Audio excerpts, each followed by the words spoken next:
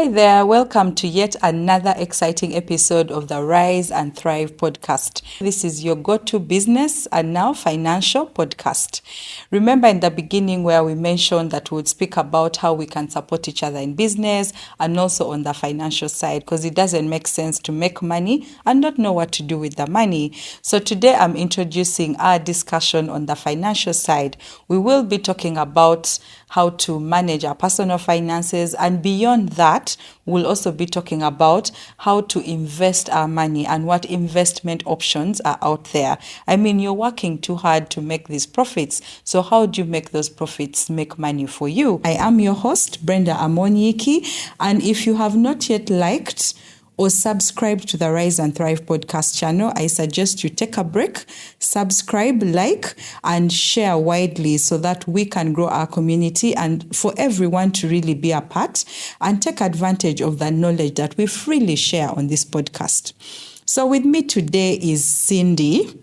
Yes. Yeah, Cindy is very special to me, but what I like most about Cindy is her passion for asset and wealth management and growth in the financial area.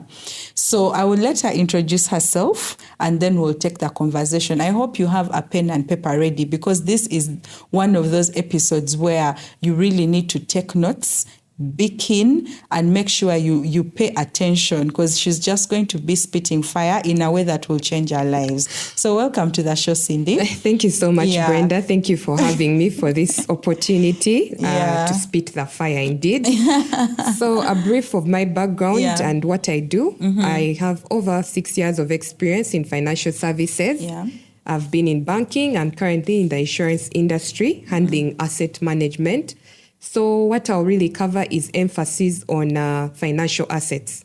We all know about the business side, but there's also passive income to be made in the financial assets. So by passive, I mean you're not actively looking for the money. You just put the money in a financial asset and you sit back and it works for you. While active, you're busy buying and selling. That's the simplest way I could explain the difference between passive and active. Yes. Okay, so basically what you're saying is the money that we make, for example, salaries or money I make off my business or every other thing that I do, that is active income. Yes, it's active. Then passive, and we'll go deep into that. But I just wanted to get an understanding from you, because it's a very interesting and unique job that you do. What was your first experience with money? Like, when did you start realizing that money can actually grow? Like, you can do things to grow money. When did you start experiencing money? Thank you so much. So the first time I experienced money, I didn't have an intention to grow it. I was really good at dancing growing up. So I'd dance at parties. And they pay you. Yeah, and they get money. You. A lot of money, like 5K. And that was a lot of money for a child. But of course, it would go to buying sweets and everything. So fast forward into campus, I used to get enough pocket money, but I just had it in me to look for money because of how my parents are. They're very entrepreneurial. So I would go to sell clothes, get very cheap clothes, and then sell them expensively to campus girls. Then use that money to buy myself better clothes.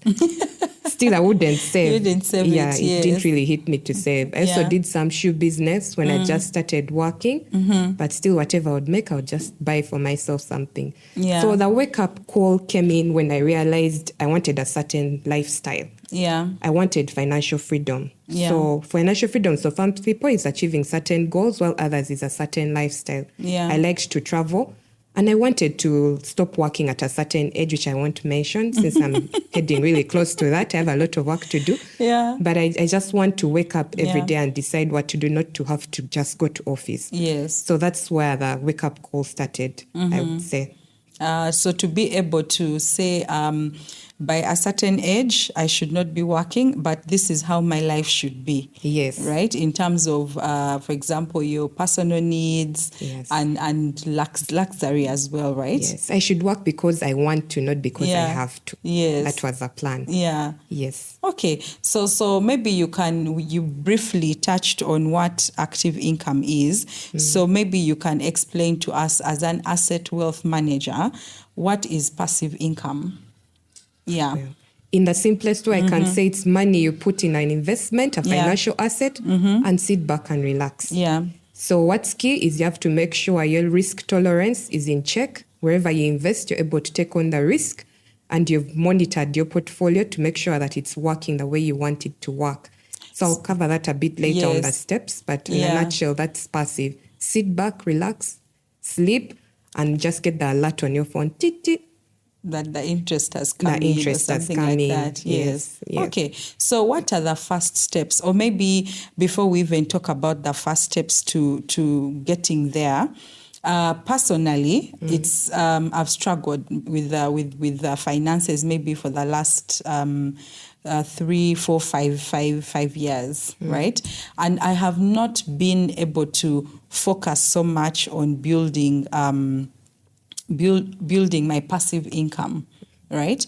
So I was having a conversation with someone, and I was telling them, okay, one, I'm not saving so much. I'm not, doing a lot in that area, because for me, it's I need to survive for the year and then go to the next year and things like that. And they mentioned to me, and they're like, for example, you save with NSSF, right? So look at it as your other passive income, because you don't do anything, you just save. And then recently they even announced, some very good interest rates, so people were excited. I was very excited. True. So maybe you can just give us an example, because we may be there working thinking we are doing nothing about it, and yet we actually are doing something about it. What are the examples of passive income, or those investments we can make on the passive side? Okay, before I go into that detail, it's important to understand your profile as a person. We're all unique. Age matters. Some of us for those who are young, they can take on high risk. And then for those who are older, they should be having more of their portfolio in very safe assets like bonds, treasury bills, unit trust, because they don't have much time or much leeway to risk, because the amount of time that's available for them to reap back from the losses, if made, is lower for them. So what are the examples of high-risk investments? Yeah, the best example in our market is equities. Equities are high risk. Yeah, so in our market, we have access to the East African community equities. Yeah. You can invest in Kenya, Tanzania, Rwanda, and also Ugandan stock. Yeah. So they're quite volatile. They're based mainly on supply and demand. Ideally, they should be based on the fundamentals of the company, but sometimes other factors like political turmoil. If something is happening in Kenya, you see some stocks reacting to that, yet the company might be performing. So that's really the high risk that we can see right now in the financial assets. It's equities that have the highest risk in our market. And then the ones that you said are for us who are getting old. What are the safe investment options out there? Yes, so in our market, bonds and bills are very good for you. They're risk-free. Do you mind explaining for our listeners that may not understand what bonds and treasury bills are? So briefly. Briefly, just look at it as a loan to the government of Uganda. Yeah. So a bond is more of long-term, and a treasury bill is a short-term loan to the government of Uganda. Yes, so that's what it is. So what I can say is the risk is on the government defaulting, but we seem to be doing well. The country is dollar-rich in terms of our supply of dollars, and we don't have a lot of debt in external currency to worry like our neighbors in Kenya. Yeah. So the risk of them defaulting is quite low. That's why bonds and bills are considered risk-free. And that's why I would say they are the safest assets in the economy so far. Yeah. And what kind of returns do those give? Because I know the higher the risk, the higher the returns, right? Yes. So if these are safe, what kind of returns would one expect? But also, if there's anyone out there that wants to start this journey, what is the first step that they would take to saying, okay, just walk us through what someone has to do to prepare, for starters, to even profile themselves. True. And say, okay, I'm high risk or I'm low risk, because I may be old, but I may be willing to take a riskier route, right? So what are those unique things that people can look out for? Okay, so when you've established your investment profile, and let's say you're above a certain age, you must definitely allocate most of your assets to the bonds and bills. Which age? The age.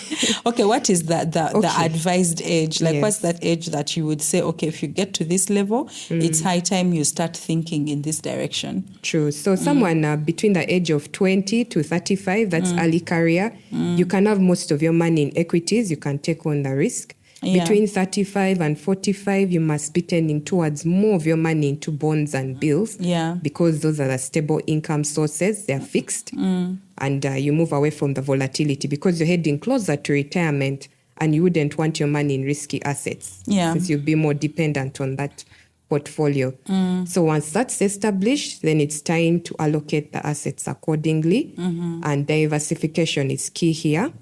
Like I mentioned, the younger you are, then most of your portfolio must be in equities so that you really maximize return. Yeah. And the older you get, most of your portfolio will be in bonds and bills. So there's a rule of thumb called 100 minus your age. So if you're 45 or rather 50, so you do 100 minus 50, that means 50% should go into bonds. And then the balance, yes, the allocation keeps increasing. So imagine I am a 35-year-old. Yes. Yeah, I identify as a 35-year-old.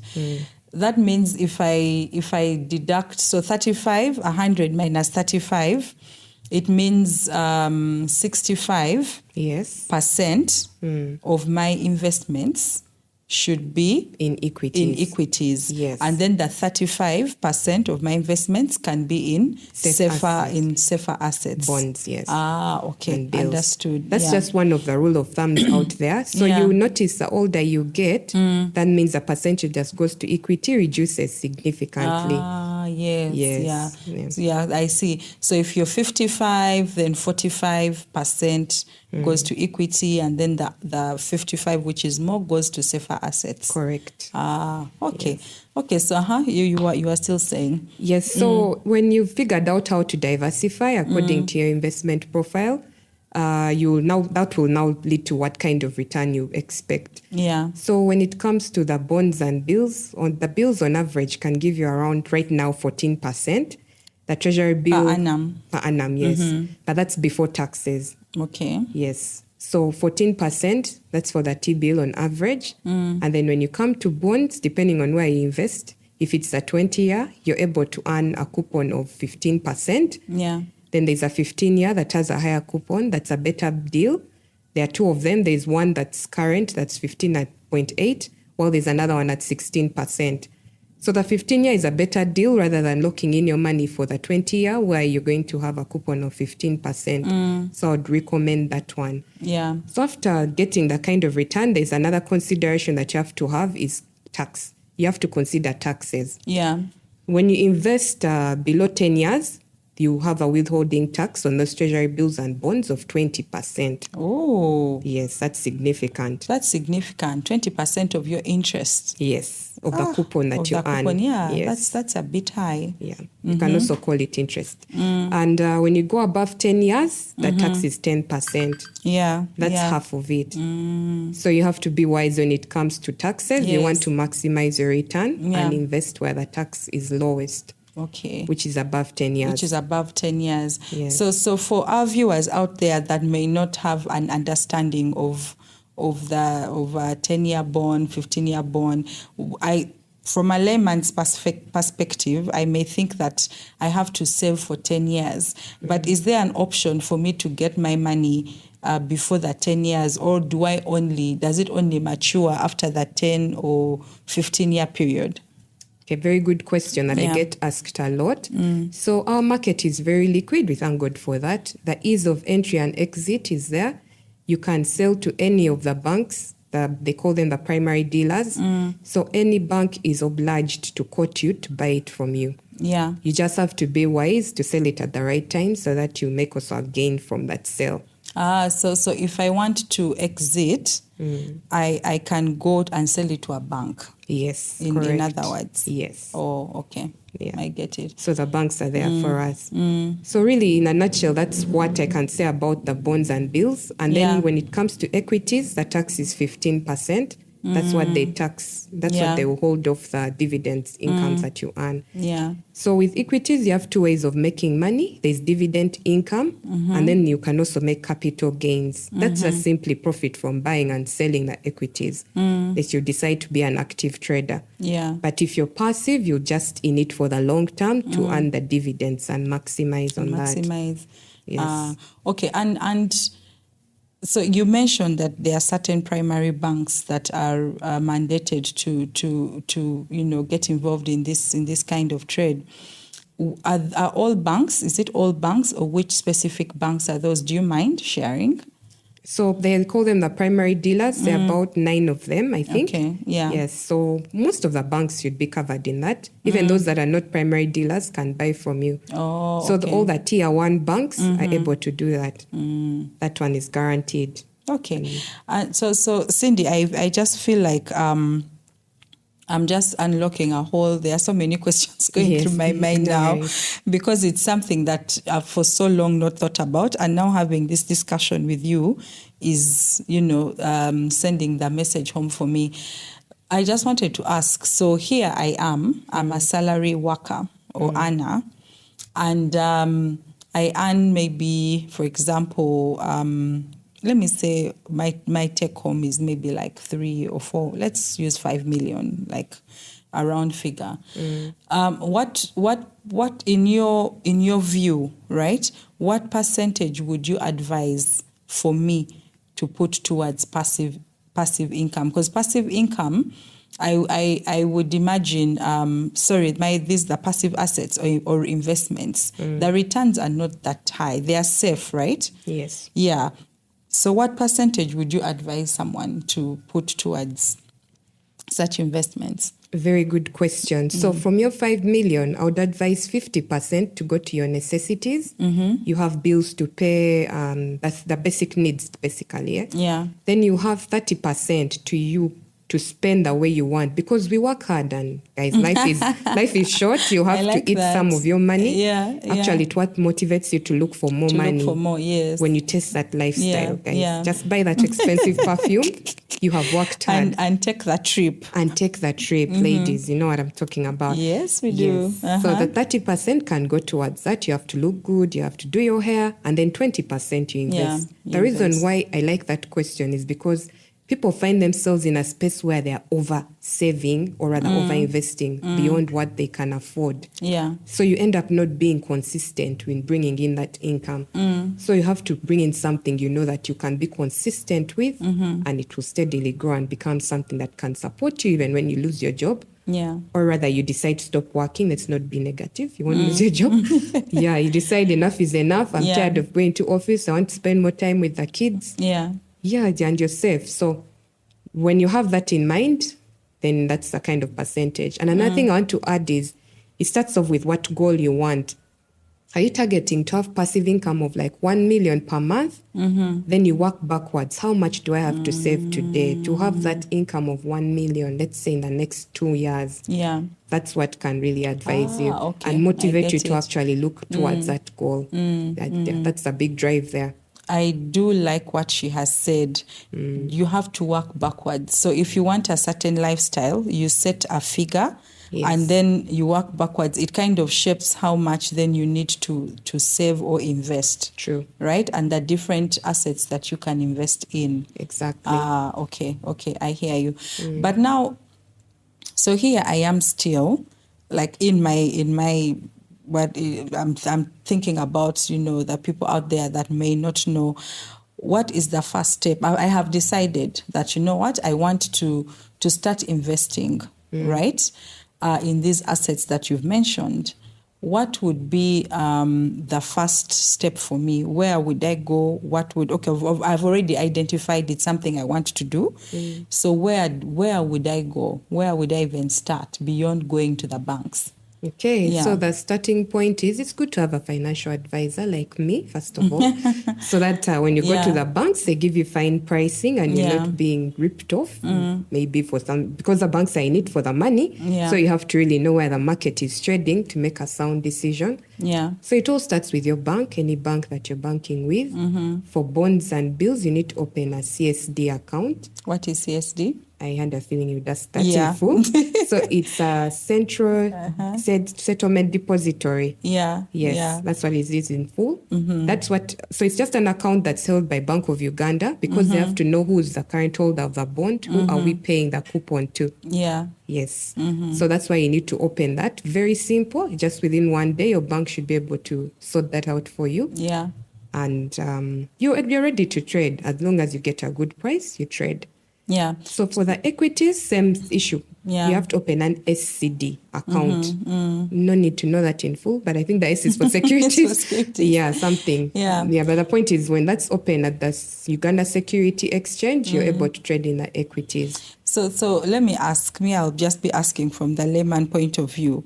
When I open that account in the bank, is there a limitation on the amount of money I can put on that account? Is there like a minimum that I'm supposed to put? And also, is there an option to continuously add on to that money, like on a monthly or whenever I get, some money, I put it in there?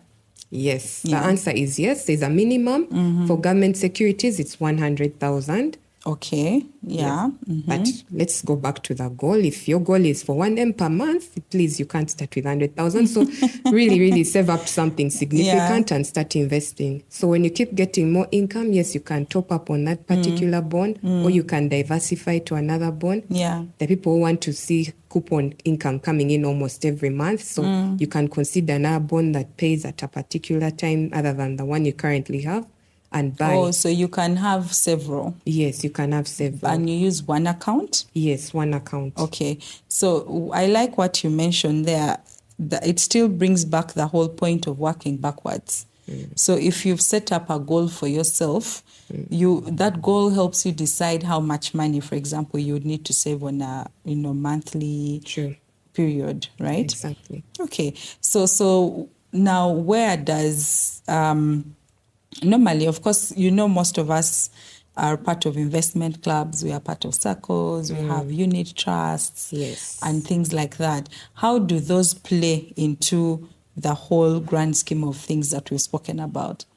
Okay, they are very key. First of all, those investment clubs, some people are able to access very cheap financing at good rates. So if you have a business, you want to expand, you can borrow cheaply from there. Or if you're seeing an opportunity in the bonds, you can borrow from there while you save there and invest this side. And then the coupon you earn can pay off the interest that side. Yeah. And most likely you have to be able to remain with some sort of income, a net positive impact. Yeah. Because you don't want to be paying more than what you're receiving. Yeah. That's not working for you. So that's how I see investment clubs helping. And then the unit trusts are very good. Whatever money you get, we don't have to wait for end of month. You can just start saving there. Once you reach a certain target, then you go into the bonds because they have a higher return. Yeah. And the unit trusts are tax exempt for now. The Income Tax Act says that all unit trusts are still tax exempt. Yeah. So you have to take advantage of that opportunity while we have it. Yeah. And the good thing with them, within 2 working days, you have your money and you're able to trade when the interest rates are good for you. Yeah. For you to trade. So that's the function that they mainly play. And all the other thing that I wanted to go to is the investment clubs, circles, and unit trusts and all of that. Most times, the question people ask is how do they make money off our money? For example, because I know they'll still pay interest and things like that. So how do they then make money if I save with a unit trust? Right? How is it that they pay me back interest? Like just for the layperson out there to understand what do they invest in for them to be able to give me interest? Okay, so unit trust is a short-term investment, so they won't really go deep into the long-term bonds. Yeah. So they invest in bonds, bills, fixed deposits. Those are deposits kept with the banks. Yeah. And they have the mandate to invest in equities, but very few of them do that because they want to keep it low risk and stable income. Yes, so otherwise, the regulator gives you the mandate to invest in the East African community. They can have bonds in Kenya, Tanzania, in order to really enhance the returns, as long as it's within the East African community. Yeah. So those are the assets that they invest in. So to answer your question is what's in it for them? For example, the return that they earn, that they declare, is actually the one that they actually earn is higher than what's declared. So let's say they make 15% from your money, 2% has to go out to paying fees. Yeah. So you're left with 13%. So in those fees, we have a custodian that they have to pay because your money doesn't sit with the investor. There's a custodian to safeguard your assets. Yeah. And then we have the trustee to oversee their strategies to make sure they're going in the right direction. This is how safe your money is in these ventures, in the unit trusts also. So once they pay that custodian, the trustees, of course, auditors have to be paid. And then the fund manager is paid a percentage. And this 2% is charged per annum. Yeah. It's a market standard rate for the unit trust. For all unit trusts. Yes, it's 2% to cover all those fees. So you take the lion's share of it all. Yeah. Yes. Yeah. Okay. And just to the other thing that came to mind was normally like banks have fixed deposit accounts and things like that. If you were to compare, and I know you're an ex-banker, yes. So if you're to compare the interests I would get of just having my money sitting in the bank on a fixed deposit account and then having my money on a CSD account, right? Did I get that right? The bonds. The bonds. Yes. Is it a CSD account? That account, no, you just, okay, yeah, you can call it CSD. I was trying to sound brilliant. Yeah, since it's fine, it's fine. That's where the bonds lie. That's where your portfolio is. Correct. So which one would you advise, considering now you are active in as a financial advisor? If I came to you and I had money, right? And what option would you advise me to take? Maybe you can just take us through the pros and cons for both so that, even when I'm there thinking about what to do with my money that I'm not using, I can make a more informed decision. The straight up answer is you make more money if you invest in the bonds because the interest rates are better. Though you might think maybe the government is more desperate, but like I mentioned earlier, it's considered risk-free. The risk of defaulting is quite low. We are not in really the red zone when it comes to that. So bonds are better than a fixed deposit. Your money that sits in the bank is what they use to create loans to lend out to other people. So the return there is quite low. Yeah, and generally it's really, really low because they want to get deposits as cheap as they can so that they can make money from the loan side. Yeah. Yes, so you're better off investing in the bonds. Okay, and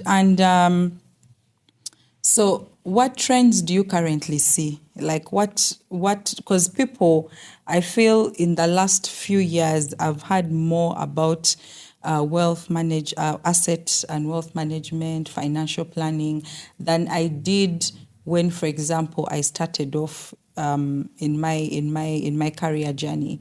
And sometimes I wish people spoke more then, like they are doing now.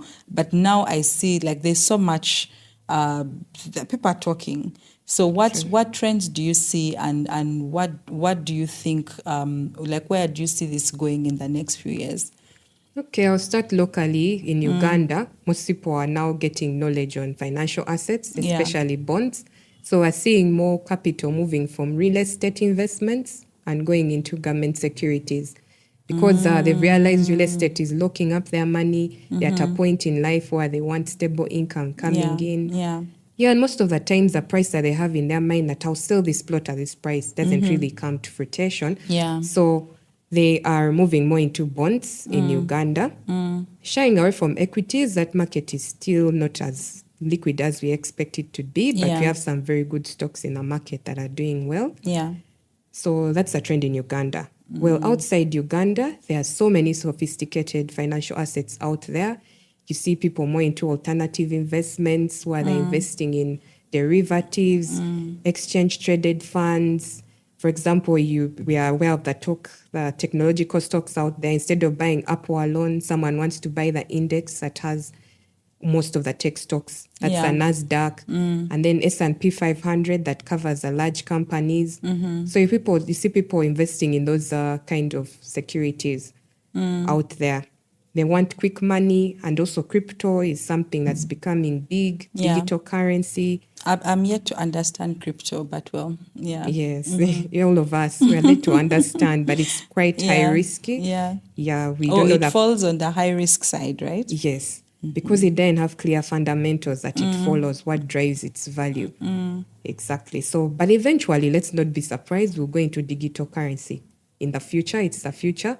So that's a topic of another day. But that's where we are seeing the trends. Yeah. People want quick money. The Gen Zs are after that kind of money. Yeah. Because they are young, they can always, and it's interesting. I remember watching you on a panel once, and you were trying, and you broke it down so well on the things that, for example, the Gen Zs are investing in, and the things millennials are investing in, and the things that the ones before us are Gen X or something. Gen Y, yes. And the things that they are investing in. I found that to be it was very telling of how different, how we perceive life.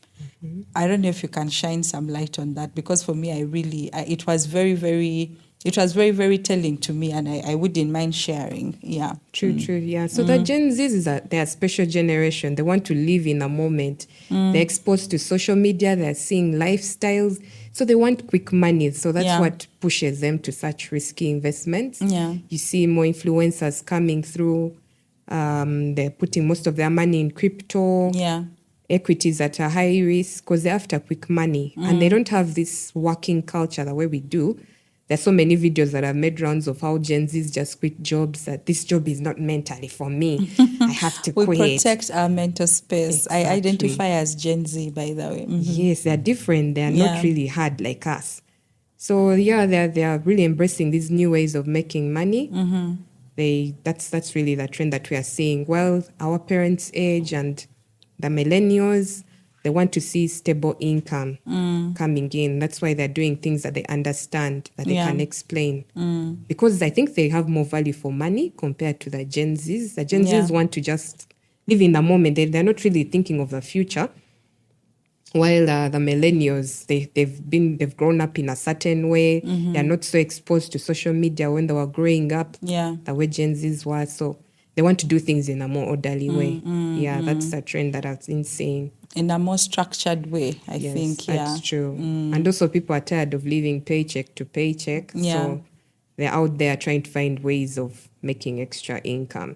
You actually mentioned something earlier that tickled my mind, and I just thought I would amplify it around real estate. Yes. Yeah, because for so long growing up, it's a thing of you have to buy land, you have to have land, you have to buy land, you have to have land, which I think is very important. So, but would you classify real estate or land as one of the safe investments? Because the whole theory is buy land and leave it to sit, and then the value will appreciate, and then eventually you'll get money. But we all know that right now, if you walked around with a title, if you want quick money, if you want to liquidate real quick, that's not what would ideally happen.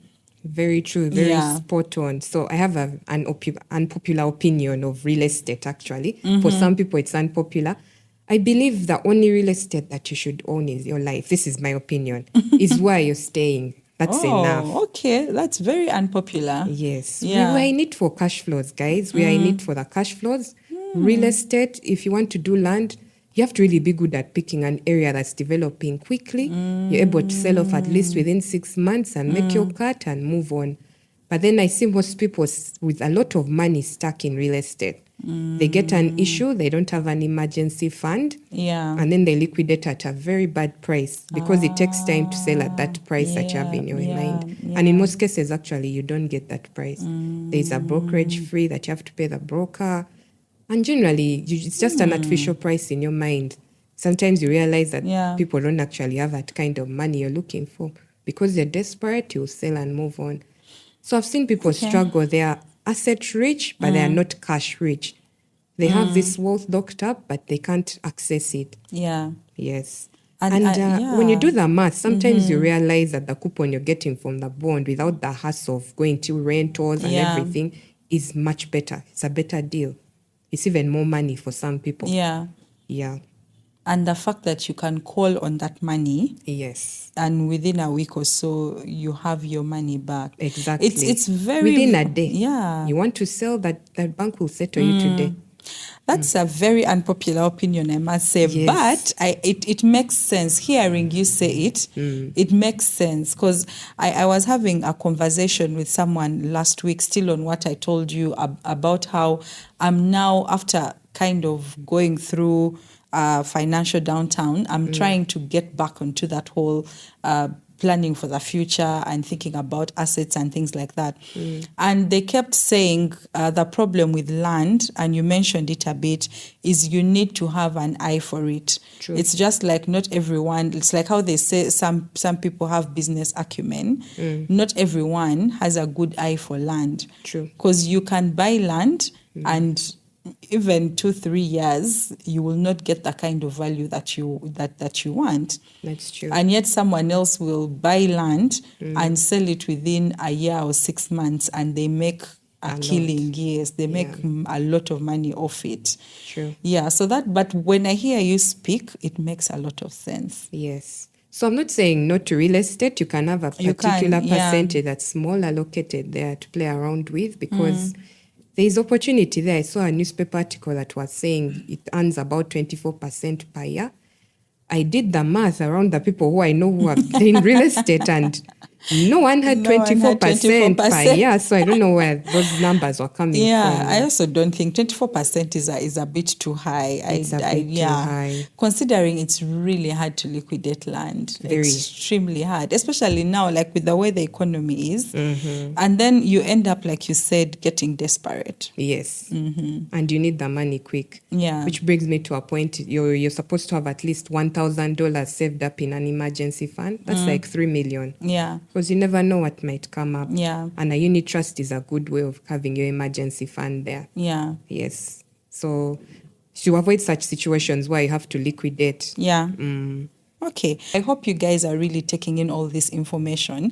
So I just want you, Cindy, to walk us through what you do as a financial advisor, so that if people like me and other, people out there that want to take this journey can get to you. What is your role as a financial advisor? My role, in one sentence, is to lead you to financial freedom. I like that. Financial freedom. Yes. Yeah. So financial freedom is saying, you know what? Enough is enough. Yeah. You've drawn the line in the sand.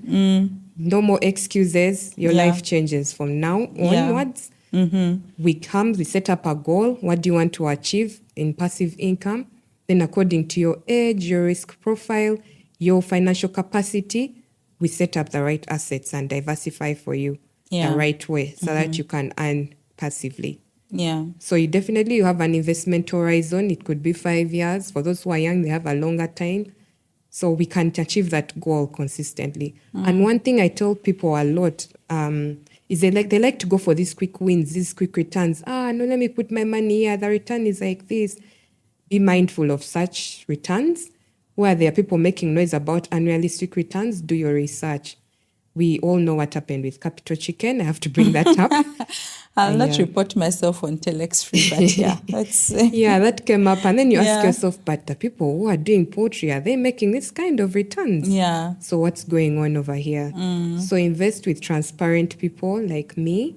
Yeah. Come to the transparent companies that are going to help you achieve your financial freedom. Yeah. Yes, you deserve a vacation, stress-free, not on a loan, please. There's another topic on debt. That one, I'm sure Brenda will cover it later. Yes. But you can't just borrow to go on a vacation. I don't even know how you shop on a loan. It's cool, or you get a late. Yeah. Or you get a late. It's never too late to change. I like people who reach a point where they say they've had enough and now they're ready to move forward. Yeah, you can work backwards and undo that. It's never too late, in my opinion. Yeah, it's never too late. I try not to wake up when it's late, but it's never too late. Try to make these changes as early as possible. What you're saying is we need to start now. Now. Yeah. Okay. And what would you say has been what has been your working formula, like from your personal experience? Yeah, because I know if there's anyone who I know is very good with money, and Cindy is younger than me, but I admire her on that. She's very good and meticulous with her money. What has been that formula that has worked for you? Okay, number one, I fear debt. I fear debt unless I know I'm going to put it. Is it going to expand something? Is it going to meet a demand that's already established? Then I'll go for it. Yeah. And I have to calculate what I'm going to earn versus the interest. And I would want to close it up as soon as possible. So when I just started working, I took some time to get debt. I had to first build my savings in a way that they would cover most of the debt.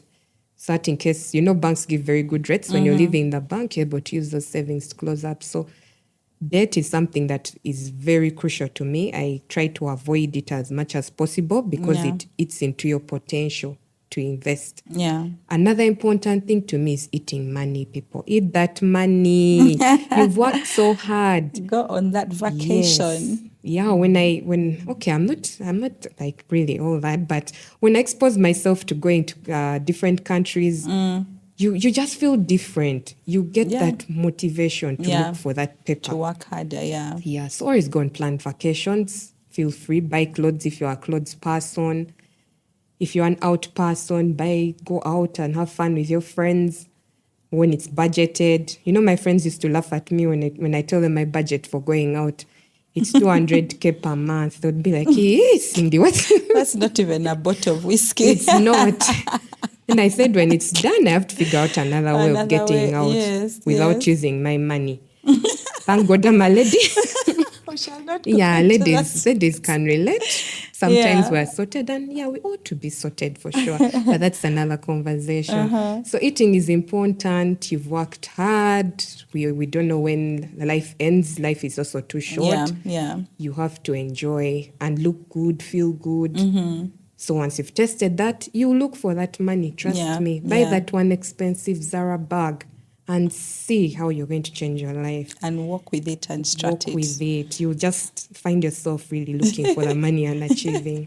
So what formula do you use? I've had so many different formulas or rules of thumb when it comes to I know you said 50, what did you say? 30%, 50%. Necessities. So for you, it's 50% necessities. Yes. 20% is for your investments. Correct. And then the 30% is now for you as Cindy. Yes. Okay, so I can't get the percentage right, but 50, 20, 30. Perfect. Yeah, because I've had I think I've had 2 or 3 other versions, but I think the 50, 20, 30 makes a lot of sense because necessity is actually, if like a family person, it takes up a lot of your income. True. Yeah. Food and transport is a lot. And if you can cut back on that, that's also another strategy.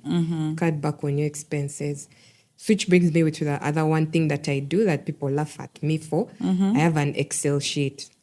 Everything is planned. Yeah. Yes, the outing budget, the 200K is there, the skincare is there, the salon. As if, you might not really follow it, but it's just good to at least have a picture of what's going on so that you're not careless.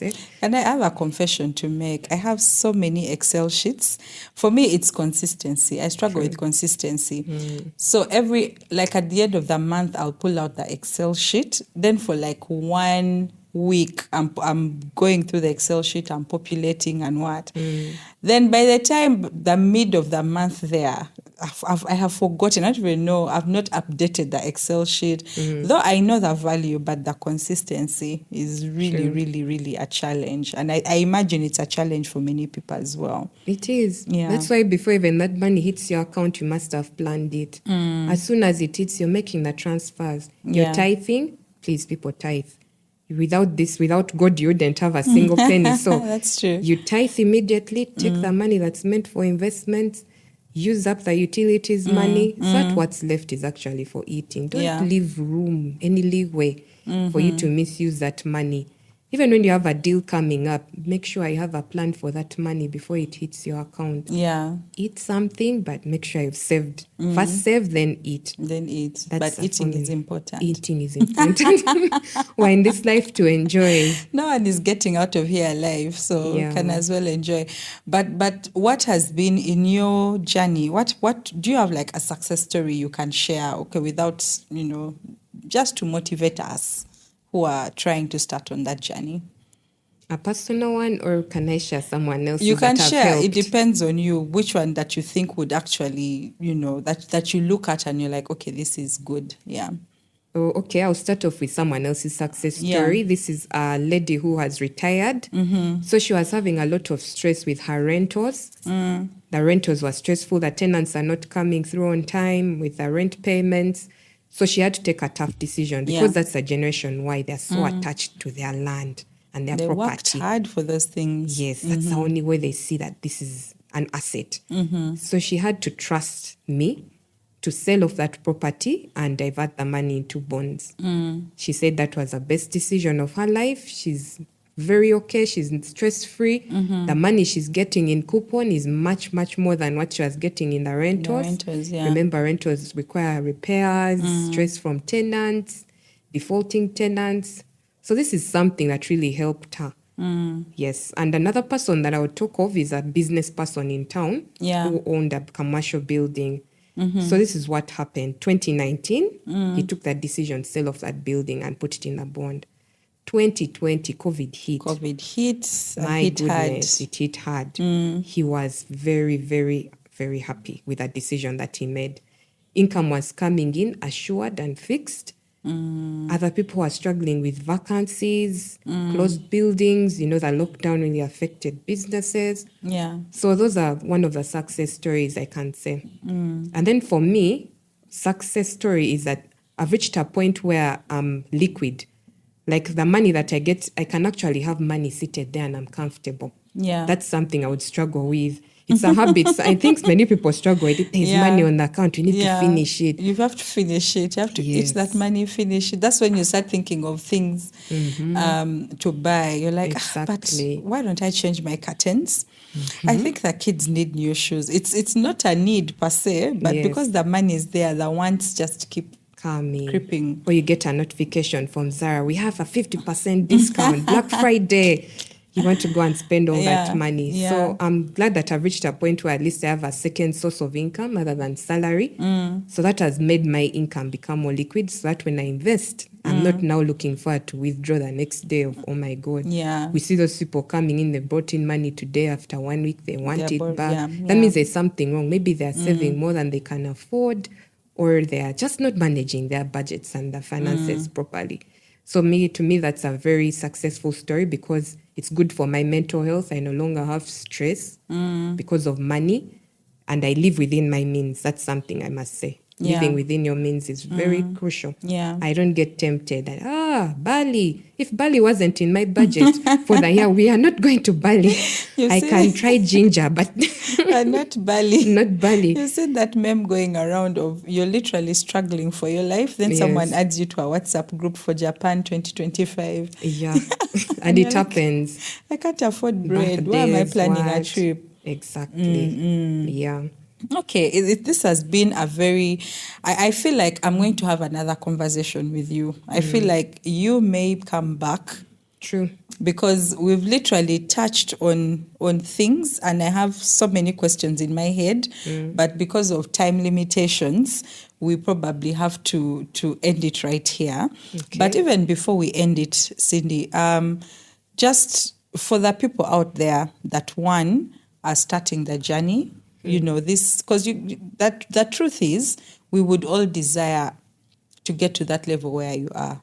But life happens. There are job losses. You make me sound so successful. No, it is. It's a good thing. I'm here actually very, very proud of you. Like, yes, I'm thinking, I have peace of mind. Yeah, I'm thinking I need to work towards this. Like, I need to give myself a goal and say in a few years I should be able to speak the way you're speaking. And for me, it's a very good thing and you should be very proud. But we also know that life happens to people. It does. Yeah, you get setbacks, things happen, business failures and things like that. The economies in different ways. So what advice would you have for people like me out there that may be struggling and are just thinking to start that journey? Yeah. For starters, one thing I can say, it's never too late. You just have to stop all the other excuses. For most people, it's really something in their control. If it's something you can't control, at least let that part be done well. Yeah. just start now. Don't say next month, just start now. When it comes to saving, you don't have to wait for end month. If you're getting income that has just surprised you during the month, save something, tithe. And that's what I can say. It's never too late. Just come through and we work it out. I'm also passionate about those who are going through bad debt. Yeah. Because I know how to get out of debt. Coming from a bank, I can show you how they are making money off you. Yes. Once you realize that decision might have not been the best one for you, I can work with you to get out of that debt first, even before investing. Yeah. Yes. So that you get your life back on track. Yeah. Yes. So Cindy is, like she said, a financial advisor, and will be sharing her contact, right? Yes, So the contact will share it. It will be running just maybe here or here. I don't know where Georgia will put it, but we'll share her contact. And also you can reach out to me and I'll be able to put you in touch with Cindy if you feel like you want advice or if you feel like you want someone to walk that journey with you. So we are not just about, we want to make money in our businesses. We want our hustles to thrive, but how are we making that money that we are making make sense for us? So I hope you see the connection between the business side and why we've now gotten to a point where we are talking about investments and how we can save and, build a better future for ourselves. True. Yeah. So thank you so much, Cindy. This has been very, very mind-boggling, but also an eye-opener in terms of things that we can do. And I hope you is listening out there, you are now liking, subscribing, sharing, and telling everyone about what you've learned today, and that they should all, right, subscribe and watch and listen to the Rise and Thrive podcast. As usual, the goal is for us to rise together and thrive together in the business and financial aspects of our lives. So I'm very excited also about the next episode where we'll talk about now our personal finances beyond the asset and wealth. We'll talk about our day-to-day, like how can we plan our day-to-day financials in a way that it gives us peace of mind, right? So thank you for tuning in. Remember to like, watch, and subscribe. Till the next episode.